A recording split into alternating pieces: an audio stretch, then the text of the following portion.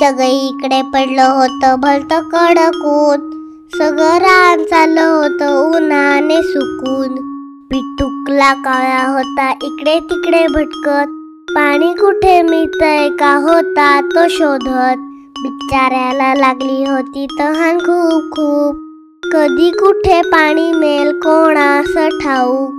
नदी आटली, ओढे आटले, तळे सुद्धा आटले, पाणी कुठेच मिळणार नाही क्षणभर त्याला वाटले. तेवढ्यात दूर दिसलं एक मातीचं मडकं, वाकून पाहिलं तर त्यात पाणी होतं थोडकं.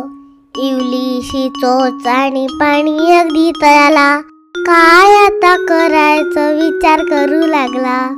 थकलेल्या कावळ्याने पाहिले इकडे तिकडे, तेवढ्यात त्याला दिसले काही छोटे छोटे खडे.